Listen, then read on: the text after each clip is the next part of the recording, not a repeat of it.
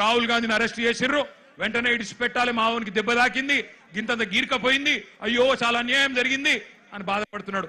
నేను అడుగుతున్నా రేవంత్ రెడ్డి, ఏమన్నా కొద్దిగా సోయుందా నీకు? నీకు కూడా ఒక బిడ్డ ఉంది, నీకు కూడా మన్మడున్నాడు.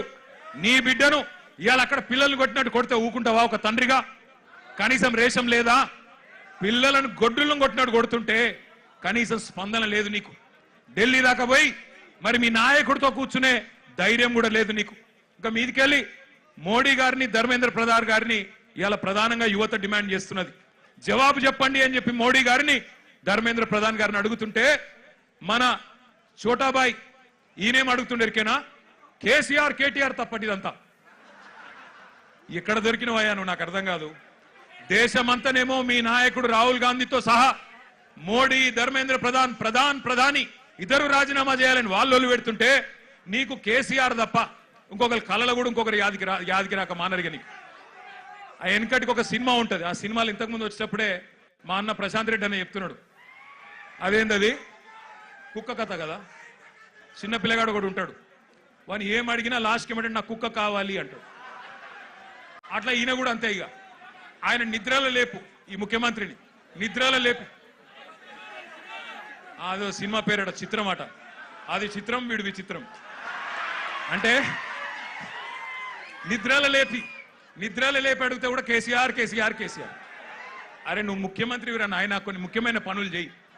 సిగ్గులేని మాటలు మాట్లాడుతున్నాడు. అదేదో పేపర్ లీక్ నాకు సంబంధం అంట. మోకాలకు బోడిగుండుకు ముడిపెట్టుడంటే ఇదే. నేను చెప్పిన, అయ్యా రేవంత్ రెడ్డి నీకేమన్నా సిగ్గు శరం ఉంటే నువ్వు చెప్పిన లేదా? లేనోనికి ఏం చెప్తామంటారా?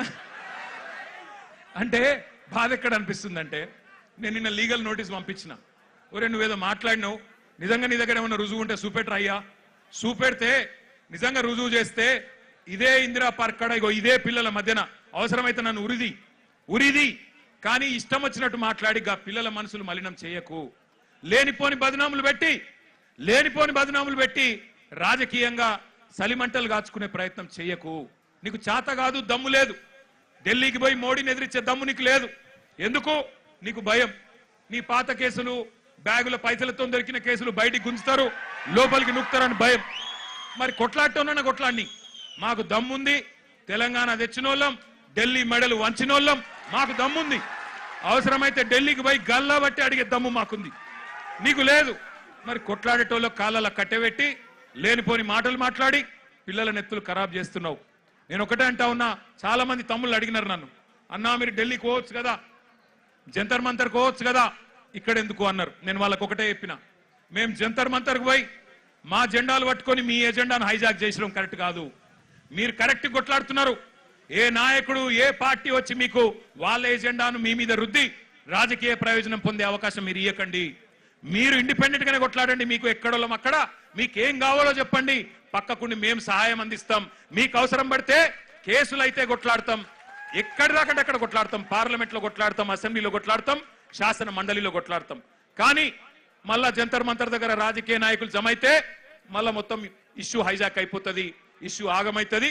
మోడీకి సందు దొరుకుతుంది. ఎందుకు సందు దొరుకుతుంది? మమ్మల్ని తిట్టేందుకు సందు దొరుకుతుంది. పిల్లలందరూ కాంగ్రెస్ ఏజెంట్లు, బీఆర్ఎస్ ఏజెంట్లు అని అనవసరంగా తప్పించుకునే అవకాశం దొరుకుతుంది. అందుకే అందులోకి పోతలేం. మేము ఇక్కడే హైదరాబాద్ నుండే మరి మోడీ గారిని, ఇక్కడ ఉండే బీజేపీ నాయకులను కూడా ప్రశ్నించాల్సిన అవసరం ఉన్నది. ఇప్పుడే ఒక అమ్మాయి పేరు మర్చిపోయాను నేను, ఎంత గొప్ప మాట మాట్లాడింది. ఐశ్వర్యనా ఏమన్నది అమ్మాయి? రాజకీయ నాయకుల కొడుకులు రేప్ చేస్తే వాళ్ళకేమో బెయిల్ వస్తున్నాయి, జల్దీ బెయిల్ వస్తున్నాయి, మరి ప్రశ్నాపత్రం లీక్ అయితే ఎందుకు సమాధానాలు వస్తలేవు అని అడిగింది. చెప్తారా సమాధానం ఎవరన్నా ఈ కేంద్రంలో?